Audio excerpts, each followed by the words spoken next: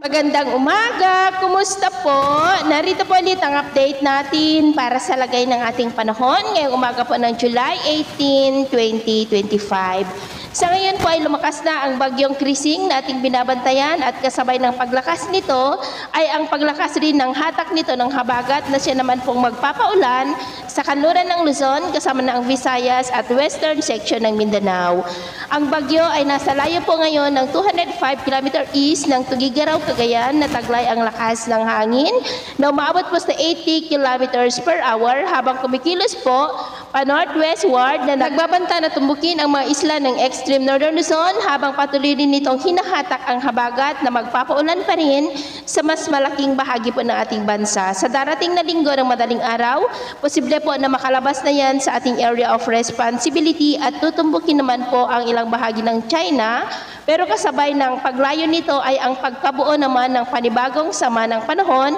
na magpapatuloy po na magpalakas ng habagat hanggang next week at ang susunod na bagyo ay tatawagin po sa local name na Bagyong Dante. Ngayon po dahil kay Bagyong Krising ay nakataas na ang Tropical Cyclone Wind Signal number 2 sa Batanes, Cagayan, kasama na pong Babuyan Islands, northern and eastern portions ng Isabela sa may Palanan, Ilagan, Divilacan, Delfin Albano, Quezon, Tumawini, Maconacon, Santa Maria, Cabagan, San Pablo, Santo Tomas, San Mariano, Dinapigue, maging sa may Apayao, northern portion ng Kalinga sa may City of Tabuk, Balbalan, Pinukpok, Rizal, northern portion ng Abra sa may Malibkong, Lacob, Langangilang, Likwan Baay, Danglas, Lagayan, San Juan, Tineg, La Paz, Dolores, maging sa may Ilocos Norte, the northern portion ng Ilocos Sur sa may Kabugao at Sinait. Signal number 1 naman sa nalalabing bahagi pa ng Isabela, Quirino, Nueva Vizcaya, the rest of Kalinga, Mountain Province, Ifugao, the rest of Abra, Benguet, nalalabing bahagi ng Ilocos Sur, La Union, northern portion ng Pangasinan,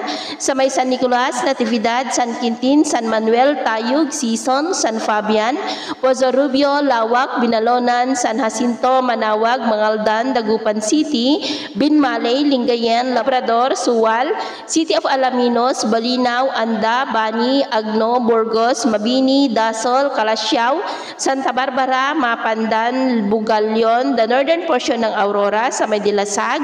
Kasiguran, Dinalungan, Dipakulaw, Baler, Maria Aurora, the northern portion ng Nueva Ecija, sa may Karanglan, Pantabangan, maging sa may Polillo Islands, Camarines Norte, Catanduanes, and the northeastern portion ng Camarines Sur, sa may Karamuan, Garchitorena, Lagonoy, San Jose, Presentacion, Tinambak, Siruma, at Goa. At sa nalalabing bahagi ng bansa ay nakakaranas naman ng cloudy skies with isolated rains, dulot naman ng habagat. Sa nalalabing bahagi ng Ilocos Region, Cordillera, Central Luzon, Metro Manila, Calabarzon, Bicol Region, Mimaropa, Visayas at western section ng Mindanao. Kaya mag-ingat po tayo sa posibleng banta po ng mga pagbaha at pagguho ng lupa. At sa atin naman pong mga baybayin, maalon po ngayon sa mga baybayin ng extreme northern Luzon, silangang baybayin ng northern Luzon, silangang baybayin ng Catanduanes, mga baybayin ng Antique, Hinubaan, Dumaguete at Palawan. Ng mga alon dyan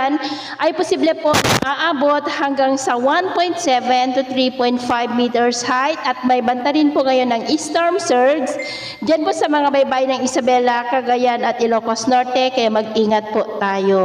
So ito lang latest update natin sa araw na ito. At ako po muli si James na nagsasabing sa kahit na pagsubok po na darating sa ating buhay, huwag po tayong mawawalan ng pag-asa. Thank you and God bless!